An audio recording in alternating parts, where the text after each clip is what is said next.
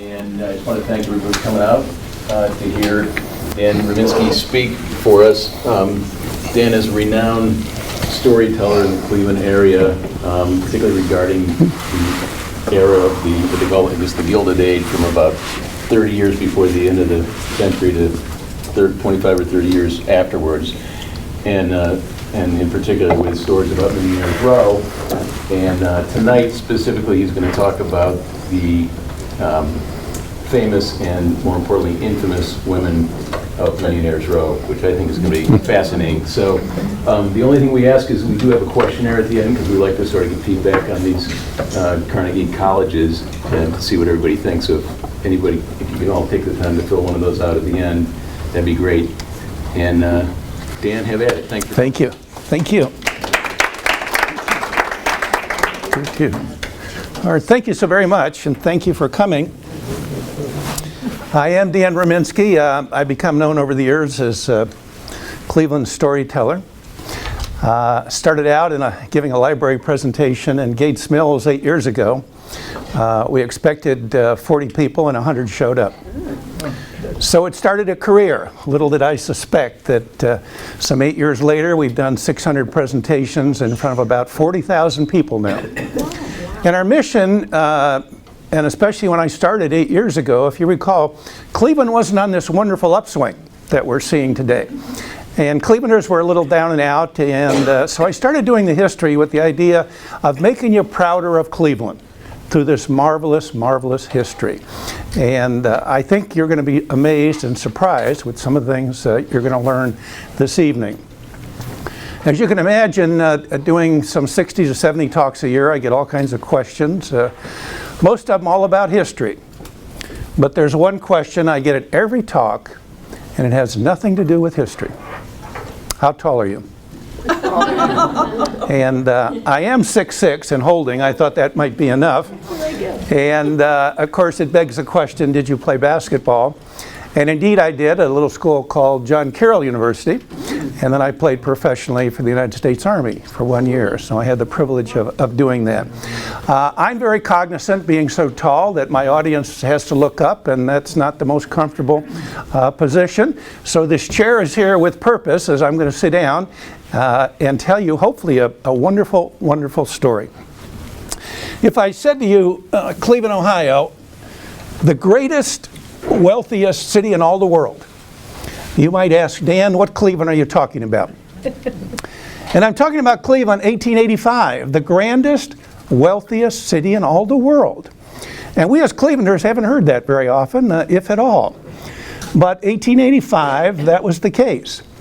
Oftentimes, I may have a professor in my audience that knows a little more history than I do, and they ask me, Dan, we've heard about how grand Cleveland was, but when you say the wealthiest city in all the world, you know, where did that come from? And there's a statistic out there that's somewhat hard to get your arms around, and that is that in 1885, over 1/2 of the world's millionaires lived in Cleveland, Ohio at one time. Over 1/2. And by my definition, that makes you the wealthiest city in all the world. And if that were not enough, we had the grandest, most beautiful avenue in all the world called Euclid Avenue, Millionaire's Row. And if you want to have fun sometimes, drive from Public Square out past the clinic, east 105th Street, and visualize mansion after mansion after mansion. Some 250 mansions over a 4-mile stretch. One more beautiful than the other. Some up to 50,000 square feet. If you watch that wonderful TV series, Downton Abbey, and that beautiful house, some of them on Euclid Avenue approach that size. And poor Downton Abbey only had 30 servants. Sam Andrews had 100 servants on Euclid Avenue. Millionaire's Row, 100 servants. Again, it begs the question, who called Euclid Avenue the most beautiful street in all the world? And I taught history. I was kind of surprised when I read it because I never put this fella in Cleveland at all. But the fellow that called Euclid Avenue the most glorious street in all the world was none other than Mark Twain. And you might ask, well, how did Mark Twain know? We've never put him in Cleveland. Well, he knew very well because he lived with a family that you might know called Severance. And if you've been to Severance Hall, it's one of the same. There were 3 brothers, Severance brothers, all had mansions on Euclid Avenue, and Mark Twain spent time with all of them. And he not only spent time with them in Cleveland, but he traveled with them overseas as they did missionary work and travel for pleasure. So he saw all the other grand avenues, whether it was in London or Paris or Moscow. And he concluded our Euclid Avenue, the grandest, most beautiful avenue in all the world. So this was our Cleveland, Ohio. And many people are unaware of it. Now, I have a speech on Millionaires Row, but tonight we're going to do the famous and infamous women of Millionaires Row. And it was interesting how that speech came about. It came from my wife, Jane, who approached me one day and said, you know, you talk about mostly men. You've not talked about the women on Millionaires Row. And wouldn't it be nice if you put something together? And I said, well, that's a good idea. And I said, why don't we spice it up a little bit and do the famous and infamous women of Millionaires Row? Everybody wants me to start out with infamous for some reason. And we put it together, and we put the publicity out on it, and lo and behold, we start getting confirmations from women's clubs all over Greater Cleveland wanting to hear the speech. And when I arrived, obviously it was an all-female audience. I was the only male.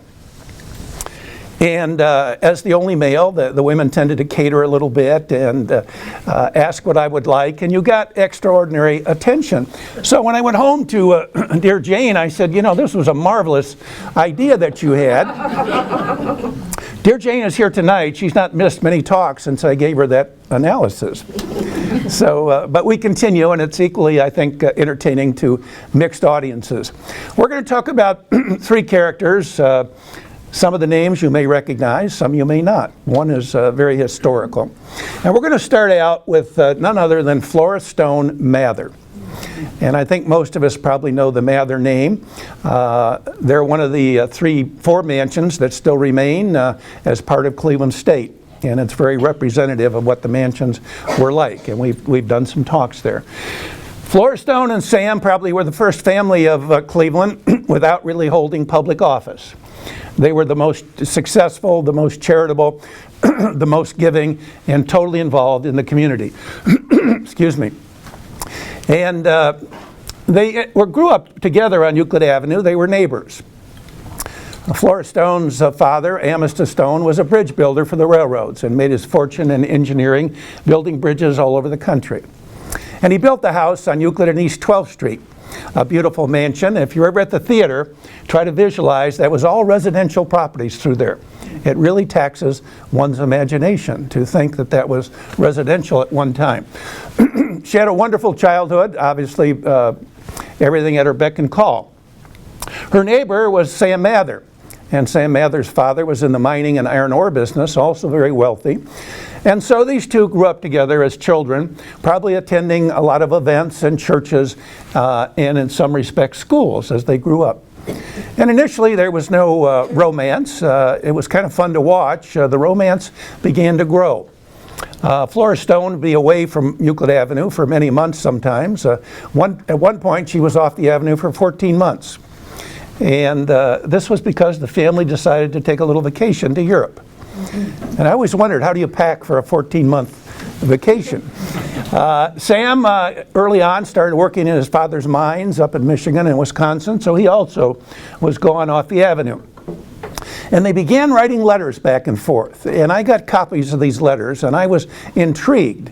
I think we'll all admit today that letter writing is kind of a lost art. We're all texting back and forth and somewhat butchering the language, so it was nice to see full paragraphs and full sentences. And you can see in the letters that the romance began to bloom in these absences in the writing of the letters. And the letters were very open. For letters written in the Gilded Age, it was amazing how open these letters were. Now, Flora Stone, growing up, was quite sickly. And she wasn't the most attractive woman in all the world, but she had something about her that was very endearing.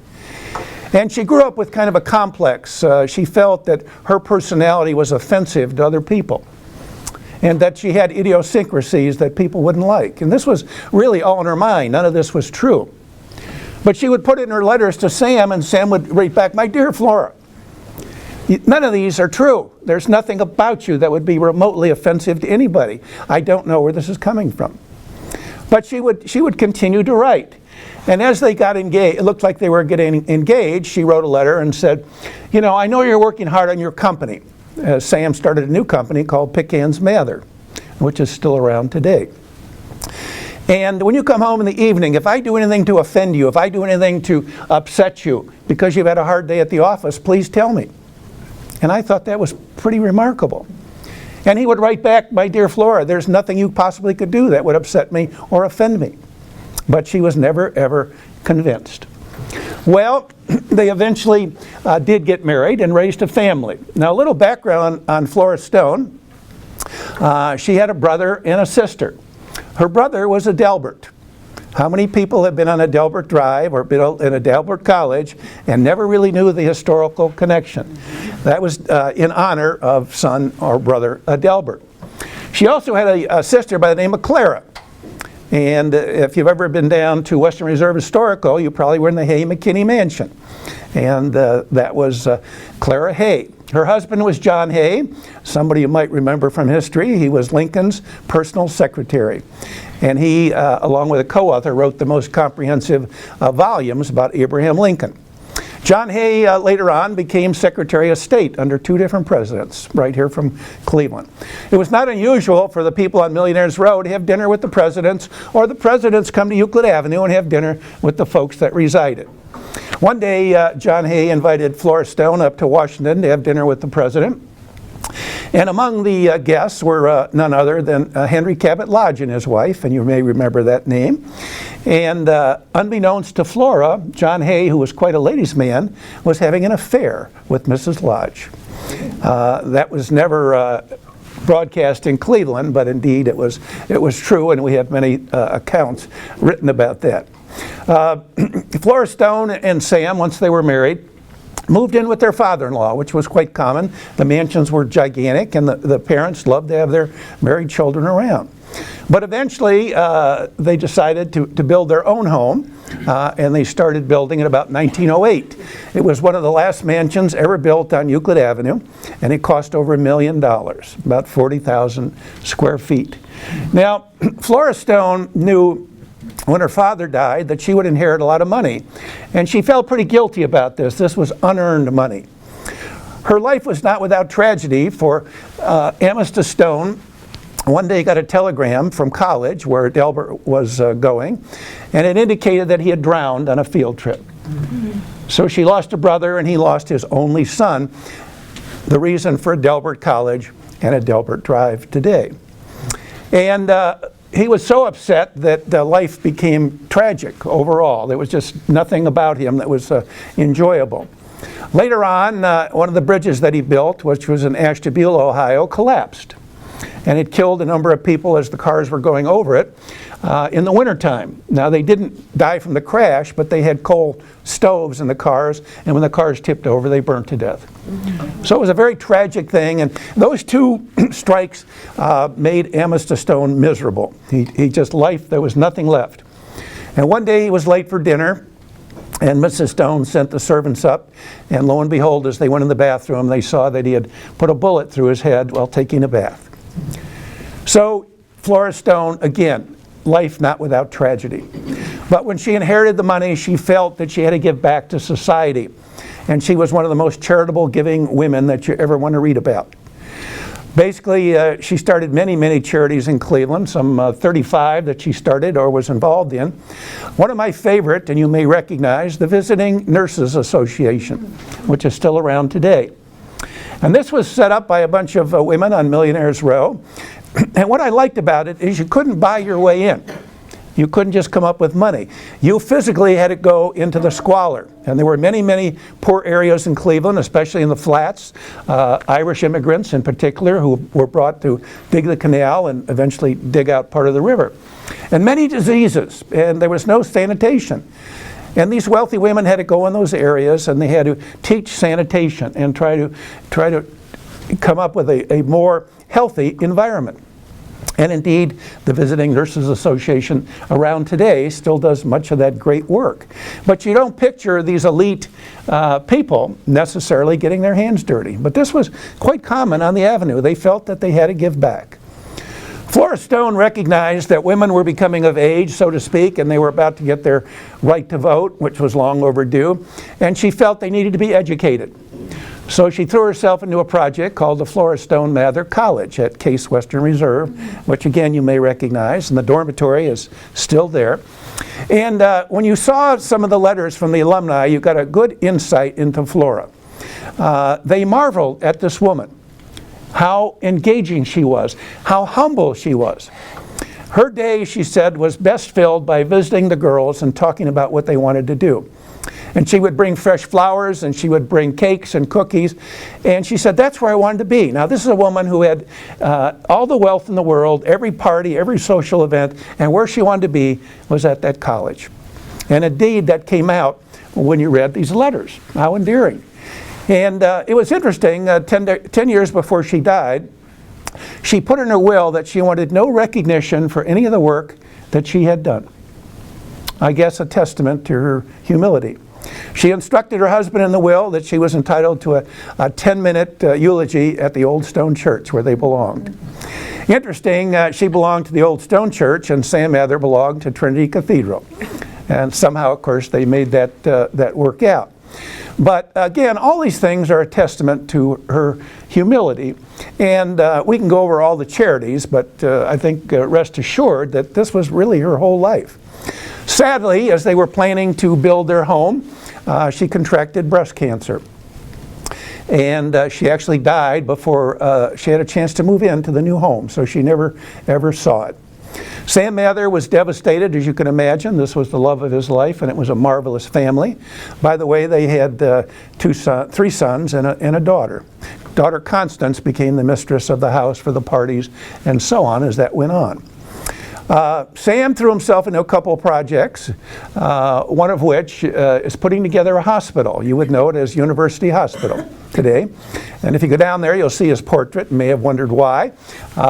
University was really a series of smaller hospitals, Lakeside Hospital being one of them, and the Babies and Children's Hospital. And he was instrumental with his son-in-law in making University Hospital. A little side tale that you might enjoy. As you know, the Cleveland Clinic and University Hospitals are great rivals.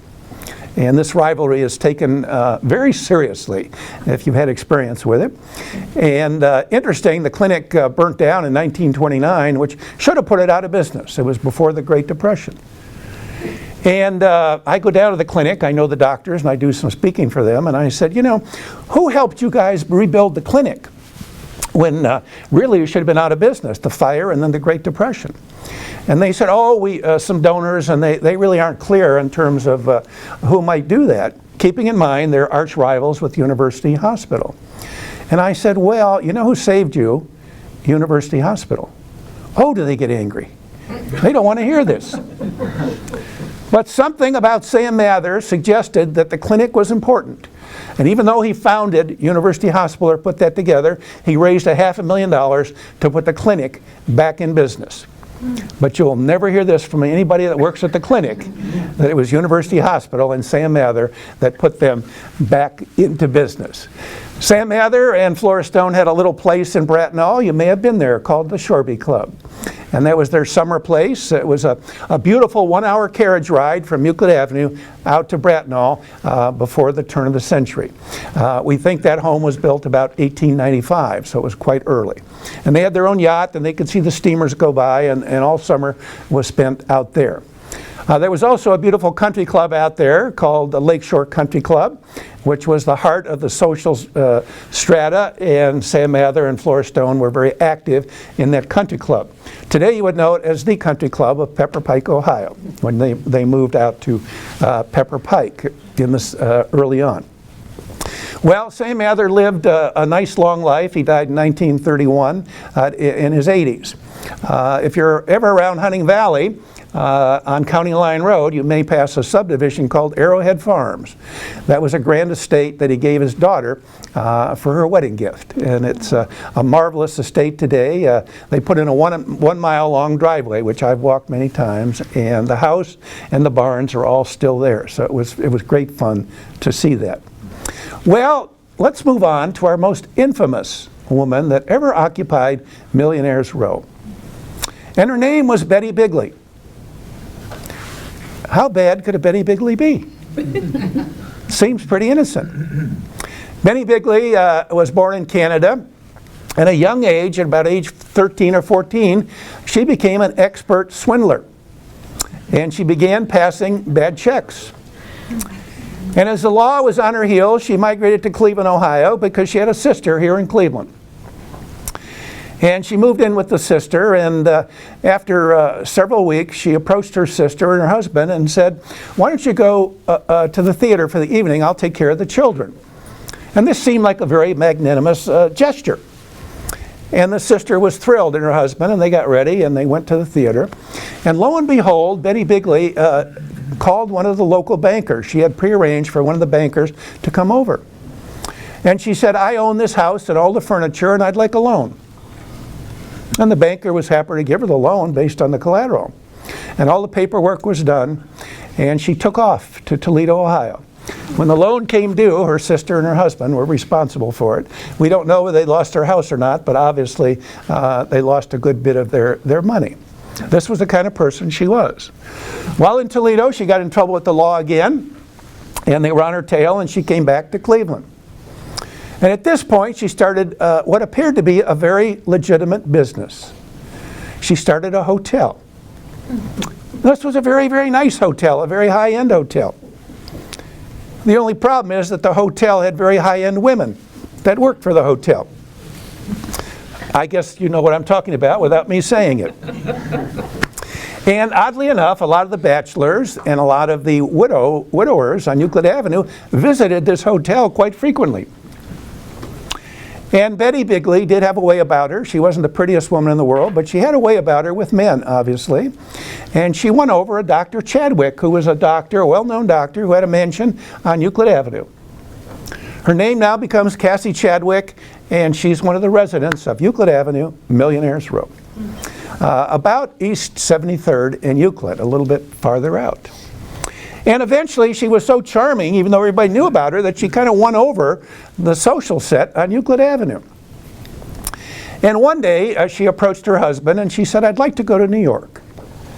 And he said, "Well, I have an associate that'll accompany with you, and he'll take you anywhere that you want to go." And when she arrived, she said to the associate, "I want to visit Andrew Carnegie's mansion." Seems like a legitimate request.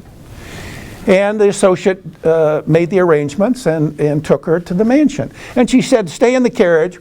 I have some business to take care of."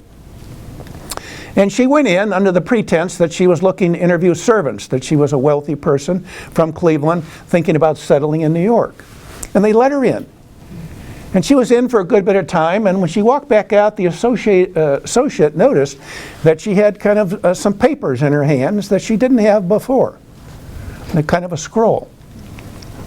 And she walked back, and when she got to the carriage, she intentionally dropped these papers. And the associate looked, and he was shocked. He was speechless. Well, what was it that could be in these papers that was so shocking? Well, what it indicated was that Andrew Carnegie had signed a note giving her $10 million. Why would Andrew Carnegie do this? Well, probably he didn't. But what she claimed was that she was his illegitimate daughter. And that when he died, she was going to inherit $400 million. Now, the associate was shocked, and he went down to pick up the papers, and he gave it to her, and she pretended that she was shocked as well. And she said, "Now, you must not tell a soul. When we get back to Cleveland, we want nobody to know about this." Now, keep in mind, we're dealing with a con artist. And when you want to keep a secret, what do you want to do? Yep, tell people not to tell a word. She knew this fellow was a bit of a gossip, and lo and behold, they got back to Cleveland. And the word spread up and down Euclid Avenue, faster than a wildfire. And she began to call on the banks, her old traditional standby. And the bankers began to lend her big money. And now Euclid Avenue is loaded with bankers, some of the best in the country. And based on these forgeries, they began to loan her money. One of which was Cleveland Trust, who you may recognize. And the president of Cleveland Trust was happy to loan her money, keeping in mind she had a way about her with men. Lo and behold, when it found out that she was a scandal, the president was demoted to teller in the bank, and his career never recouped. Over the years, Cassie Chadwick, we think, borrowed somewhere between $10 and $15 million. She was wealthier than most of the people on Euclid Avenue, Millionaire's Row. Eventually, she was caught And Dr. Chadwick was so embarrassed that he hightailed it off to Europe to get away from the publicity and the trial, as he was a well-known doctor. Cassie was put on trial and found guilty. There was a surprise guest at the trial, none other than Andrew Carnegie himself, came to Cleveland. He wanted to meet this illegitimate daughter that he never had. And indeed, she was sentenced to somewhere between 10 and 15 years in prison, and she was off to prison. Now, she was a national celebrity. She outfoxed some of the best business people in the world right here in Cleveland. Her jail cell wasn't like any jail cell. It was completely furnished with antiques and rugs and draperies. And we have a picture of it on the table. And she had people from all over the country come to visit her. This gal that outfoxed all these smart, successful bankers. But jail was not for her, and she died after a few years. She was 53 years of age. But she packed quite a bit into those years.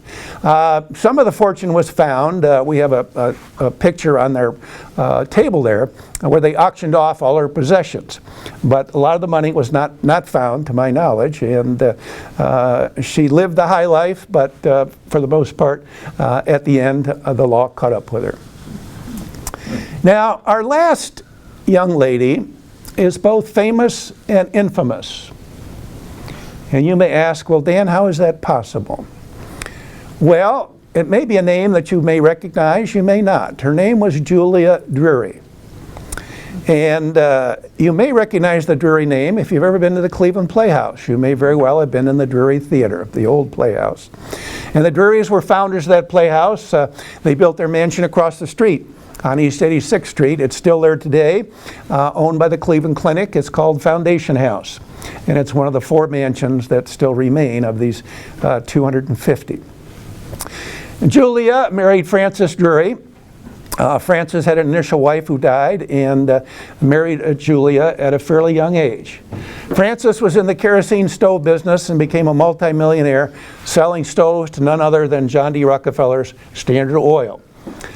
Many people aren't aware that Standard Oil did many things besides produce oil and kerosene. They were in the stove business, they were in the iron ore business, they were in the shipping business, they were in the land business, and in the railroad business. So they were really a conglomerate.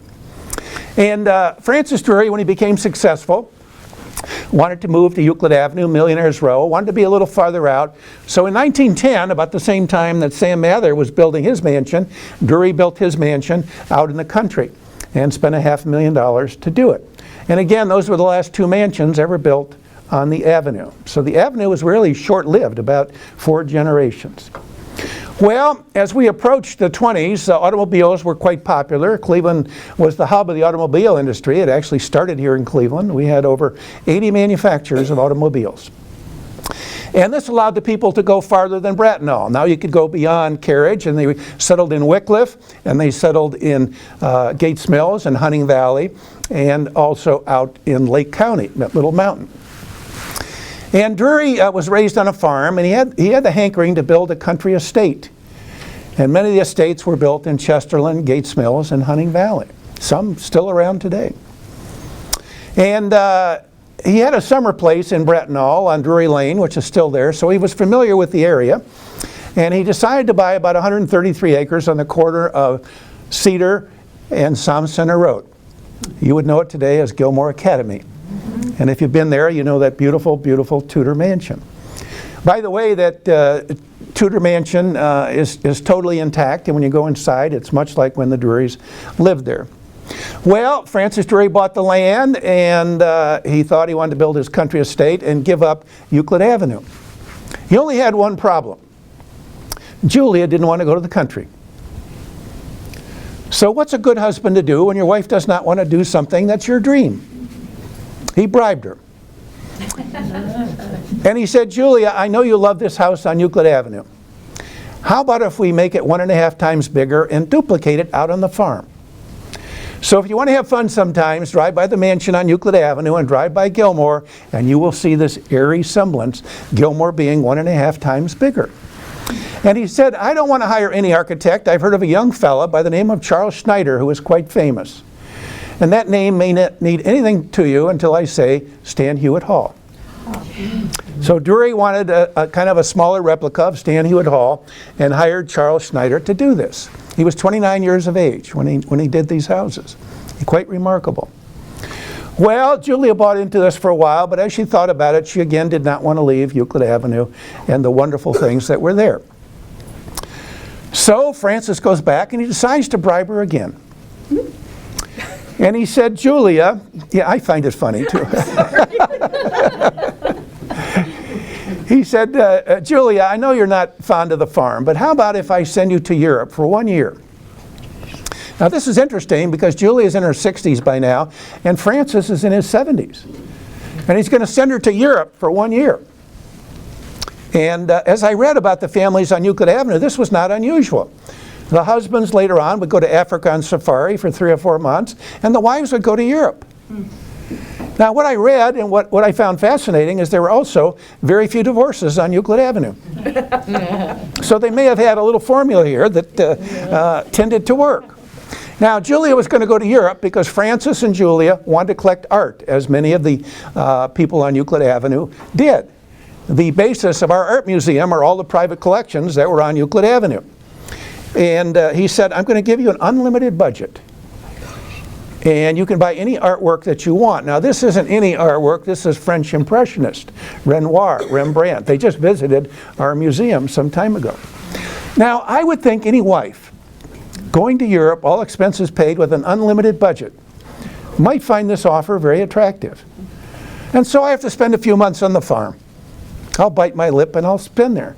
And by the way, they weren't going to live on the farm full time. No, not at all.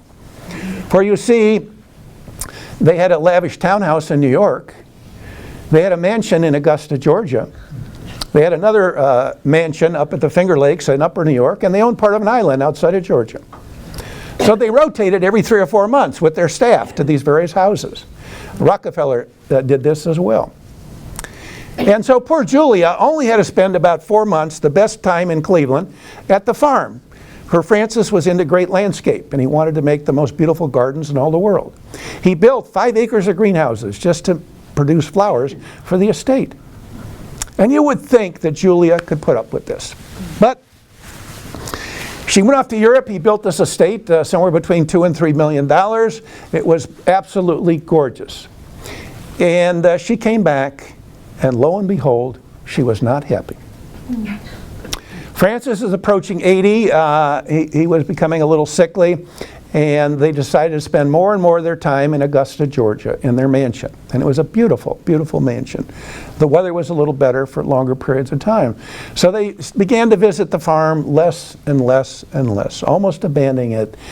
Spent probably less than 6 years there with all this expense.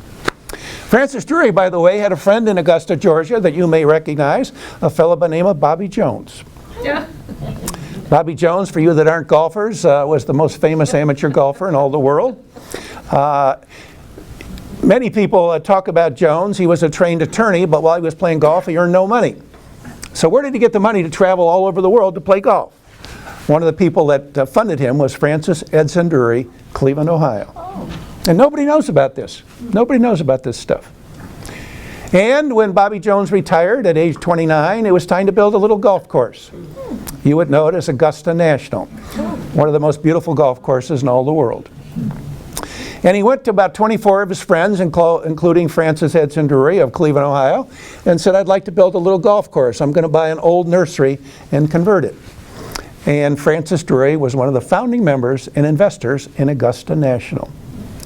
And when I was down there, I thought through my history contacts I could get in the clubhouse because I wanted to see a plaque that was on the wall of the founding members. It's been there since the origination in the early 1930s.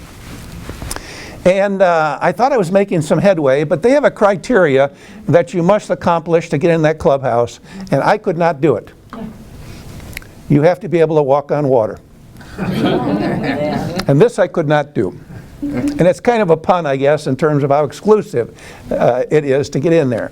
But we do have a picture of that plaque, and it is quite fascinating. And anybody that knows Cleveland history knows nothing about this. But remember, I said Cleveland was great. Nothing escaped Cleveland's greatness, not even Augusta National. Well, Frances died about 1931 at age 82. Julia came back and actually spent some time on the farm, the place that she hated. But we think it was because her apartment was being rented, or her townhouse. She wound up spending the rest of her life at Moreland Courts, Shaker Heights, Ohio. And she spent time at the theater on the board of directors and was very fond of that. She died about 1943, age 83. So generally, when your cast of characters all decease, that should be the end of your story. Yeah. And yet our story goes on. About 2 years ago, I was asked by the Cleveland Clinic to give a speech at Foundation House for their doctors, their young doctors, their medical students actually. Jim Young, the dean of the school, believes in storytelling, and he says if we teach informed storytelling, our students retain a lot more information. So I'd like you to talk about the art of storytelling. So I was blessed with the 100 top students, the brightest students in the world, in my mind, to teach them storytelling. And it was a nice affair. We had a wonderful dinner, and Jane and I were sitting in the old Drury solarium waiting to give the talk. And by the way, 100 people fit in the living room nicely. It wasn't even crowded. And they had a wonderful wing chair in front of a fireplace. And Jane and I were having a sip of wine before I was ready to be introduced. And dear Jane turns white as a sheet. And she turns extremely clammy to the touch. I thought she was not well at all. And I said, Jane, is there something wrong? I know where I can get a doctor. And she said, no, I'm fine. But she said, I hate to tell you this. And I said, well, you better tell me something, because I got to go up there and give a speech. She said, well, Julia Drury is going to be standing behind you tonight. Keep in mind, Julia Drury is buried in Lakeview Cemetery. And Jane began to describe Julia Drury to a T without ever seeing a picture. And I said, well, thank you very much, Jane. This is not going to be a nifty thing for me to do. I'm not very complimentary of Julia Drury. Well, lo and behold, we gave the speech without a hitch. And Jane recouped, and we had a wonderful, wonderful evening. Now we fast forward about 6 months. And Gilmore Academy, a place where I taught school for a while, and they know who I am, they have a club called the Blue-Gray Club. It's their top 100 donors. And it kind of reads like Who's Who in Cleveland. It's people that put big money into Gilmore. And they do an annual affair. And they all knew about this idea of the mansions, that one was smaller than the other. Now, they were very familiar with Gilmore, but none of them, with all their wealth, could get into the one owned by the Cleveland Clinic. It's very difficult to get in there. So we pulled some strings and we set up the magnificent party of the top 100.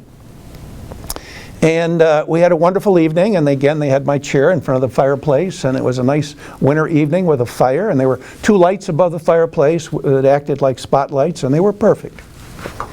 And Jane and I are again in the solarium having a glass of wine, and I looked at Jane, I said, do I have a problem tonight?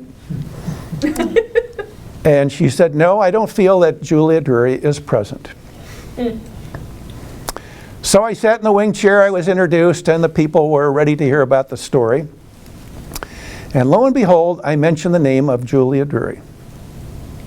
And you know those 2 lights above the fireplace? They began to blink so fast, back and forth, that the eye could barely catch it. You knew it wasn't a short, you knew it was some phenomenon, the way it had happened. And obviously the audience sat up in their chair. They were looking to me for explanation. And thankfully I did my homework, because you know when that happens, the ghosts are happy. And I explained that, and I looked up and I said, thank you, Julia, I'm glad that you can attend this evening. Now it's interesting, Julia Drury was possibly shunned by society because we think she may have been Catholic. So what an irony in history that a Catholic school was doing a party in her mansion. So she would have had plenty to be happy about. Now, it ended, and we had a wonderful evening. And I went back on Monday because Ron, the curator, wanted some of the Drury pictures that I had, and I had made copies.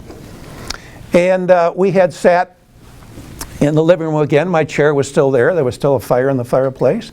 And lo and behold, I mentioned Julia Drury's name, and the lights did the exact same thing. And Ron was in shock. He said, Dan, I've been here 15 years. That has never, ever happened. The switch was behind us. No one had touched it. And I called him a couple of years after the fact. He said, it's never happened again. Now, Julia Drury is actually quite a famous ghost. There's a book. She's in many books. She's been around for about 50 years. When the clinic bought the mansion and began renovations, the workmen would complain that windows were closed, doors would be locked, there was a mysterious elevator that would go up and down, none of which was explainable. And the clinic was getting besieged by ghost hunters. And they were upset because this is not clinic-like. So they pull everything out of the archives about the ghosts. And I happened to find some of those archives. Later on, I talked to a superintendent. The mansion was used kind of as a halfway house for a while, reintroducing convicts to society. And the superintendent happened to be at one of my first talks, and he said, Dan, may I talk a little bit to the audience? I said, by all means. And he said, one evening we were in the mansion and we saw this illusion of a ghost on the wall, the same one that Jane saw.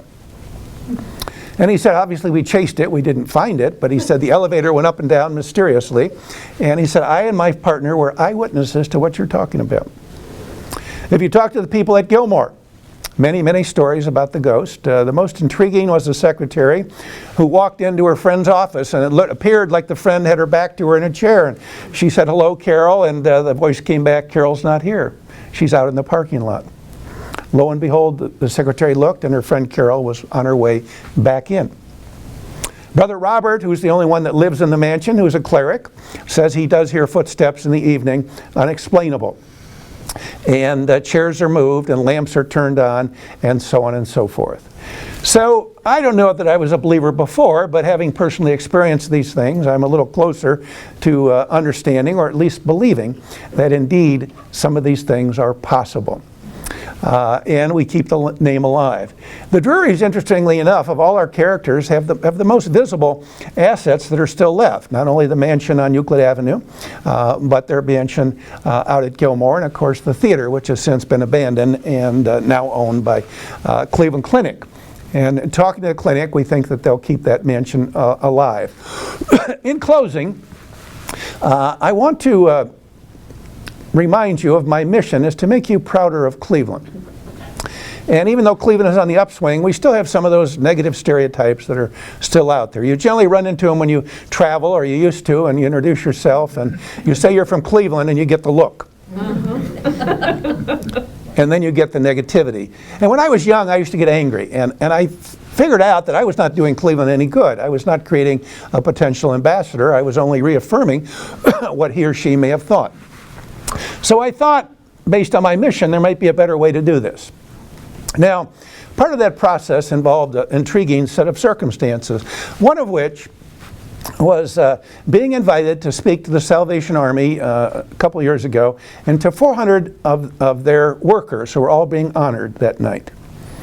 And I'm a big fan of the Salvation Army, and I was honored to be asked. And the person that asked me was a friend of mine, and he was going to receive a Lifetime Achievement Award, really a big deal. And Jim approached me, he said, Dan, I really am not a speaker. I really do not want to give a speech. Would you be willing to give a speech for me? And I said, Jim, I would love to. And he said, well, he gave me the date, and I said, Jim, isn't that a Wednesday? And he said, yes. I said, well, doggone it, that's my golf day. I can't do this.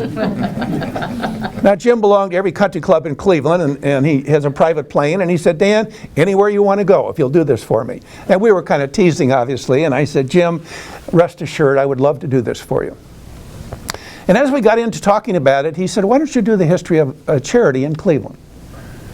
You know, all those people on Millionaire's Row, we talked about Flora Stone, but they had something in their religious beliefs that you could achieve as much success as possible, but in the end, you had to give back to society.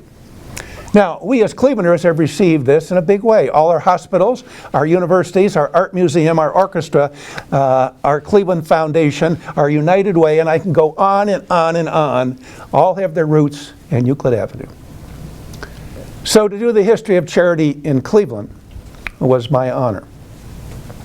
And then as we began to talk, he said, wouldn't it be wonderful if you could come up with a special definition for charity? And maybe you've had this in your life. You agree to do something eagerly, and you get home that evening and you go, oh my goodness, what did I agree to do? See, when I do a talk, I want low expectations because I have somewhere to go. If I come in with high expectations, you have no wiggle room. You've got to hit it out of the park. And indeed, they were going to advertise this. Dan is going to do this. He's going to come up with a very special, moving definition of charity. And so I began to look around, and I was coming home in the evening, and Jane knew I was frustrated. I was coming up empty. And for some reason, I decided to revisit the fire that was held at the Cleveland Clinic. And by the way, that fire killed over 140 people.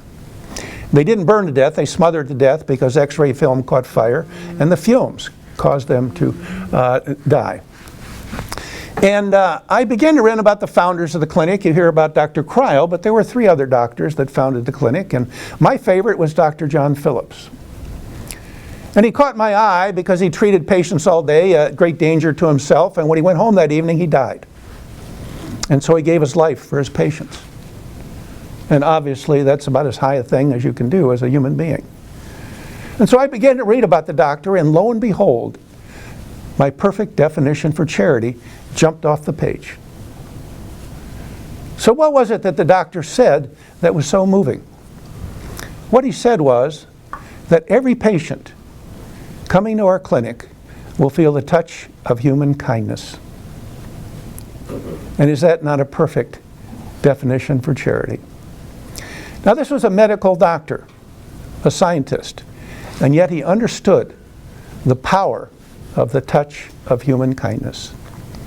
Probably the most powerful touch I've ever received is from my mother. Maybe you've received it as well. When you're ill in particular, and a mother has a way of touching you and reassuring you that everything will be fine. And indeed it works most of the time. Now I went home to Jane and I talked about this, and maybe you've had this, you've been married a long time. Sometimes your partner steps out of character. And in this night, I was a little out of character, and she said, there has to be more to the story here. I said, well, I thought about this touch of human kindness. And I realized how finite I was, that everything I own or am is on loan. My heart is programmed with so many beats. I can exercise, I can watch my cholesterol, but when the time comes, our Creator has only programmed so many beats and it's done. But also, He programmed each and every one of us with the touch of human kindness. And you can use it as much or as little as you'd like. Now, we Clevelanders use it a lot. You may not be aware of this, but Cleveland and the greater Cleveland area per capita is the most generous city in all the world. In all the world. And I would bet in this room, most of you, probably all of you, belong to many charities. Not one, but many, many that you service with great dedication. You are part of what makes this Cleveland the most generous city in all the world. So it would seem to me that the next time you meet somebody that's negative about our greater Cleveland area, you might hear them out and you might point out, by the way, we don't want to toot our own horn. But are you aware that Cleveland, Ohio is the most generous city in all the world? And I think you'll find that we'll have a true ambassador that'll go out and talk about this great, great Cleveland, Ohio. It is my hope that you've learned some things tonight that you otherwise did not know, and hopefully it was somewhat entertaining. I know when you go home this evening, you may talk about some of the things that we talked about here today. And some of you may have genuinely enjoyed this. And for that, I am very grateful. But being a school teacher, I also know that all my students did not enjoy my classes. And I'm guessing some of you here today may have found this not as entertaining as others. And so you'll go home and talk about that. But it only seems fair to me that as you go home this evening and have dinner or wherever you're going, if you're going to talk about me, when Jane and I go to dinner this evening, we're going to talk about you. And with that, I thank you so very much. Thank you. Thank you. Thank you. We'll entertain questions. We'll keep the pictures up because you may get a kick now out of all the characters that I talked about, including Cassie Chadwick's jail cell, are on the table. I've also written a book. Part of the proceeds from that book go to my charity. We buy through our Willoughby Rotary iPads for children with autism. So if the book is of interest, I'll be happy to sign it for you, and we'll kind of go from there. Again, thank you so very much.